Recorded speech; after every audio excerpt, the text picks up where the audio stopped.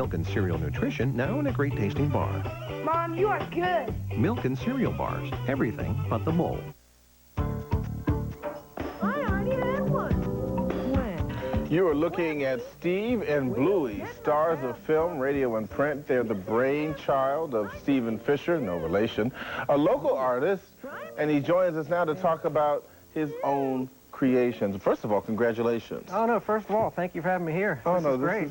It really is great to have you here. Now this is called The Wonderful Happy Cartoony World of Steve And Bluey. And Bluey. Okay, now where did these characters come from, first and foremost? They found me, you know, just from childhood. My sister Michelle and I were always writing and producing our own books and making our own audio productions.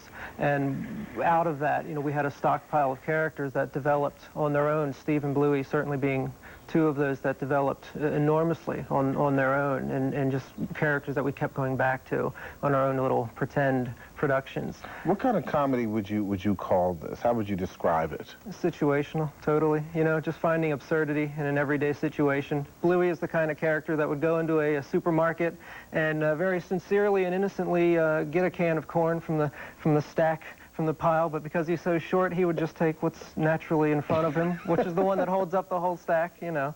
You know, it's very absurd the way the Muppets humor is absurd. And you, before we came on the air, you mentioned this is kind of like Laurel and Hardy. Oh, very much, yeah. Abbott and Costello and Laurel and Hardy and Martin and Lewis, those are all the ones for me. You know, those are the big influences.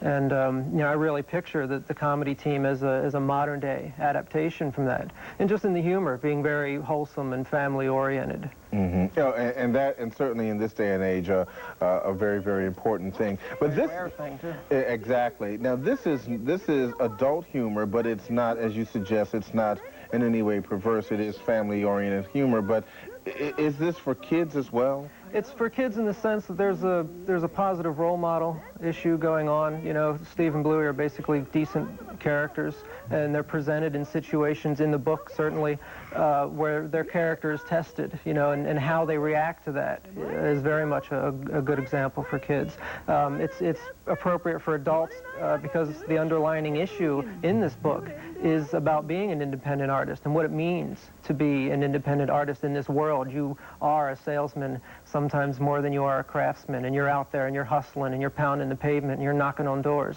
And these characters in the book are saying, yeah, this is what we do. You know, this is how a cartoon gets a job in a comic strip. We walk, we knock on doors and pitch. Has it been picked up yet?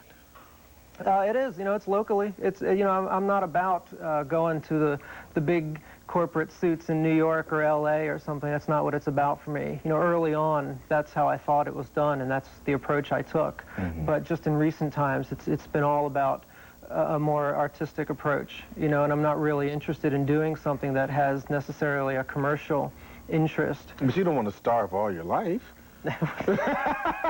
I'll go outside to the salmon. Yeah, go outside to that's where we were talking. Salmon, whatever. Well, Steve Fisher, thank you very much for stopping by. And certainly, you can order the book from the address on the screen. You can order it from Blue Dog Productions, P.O. Box 3866, Crofton, Maryland 21114. Can I mention one place to go? Please. This is, all serious aside, the best webmaster in Baltimore City is a guy named Tom Henry, and he has created and designed StephenBluey.com. There you go. And you can go to the website and get it there. We have a lot of cyber-savvy viewers out there. Stephen, thank you very much, and congratulations again. Thank you. Thanks, Harold. We are going to do some more cooking with Parlos, and also later this hour, the good folks from the HCAT Institute.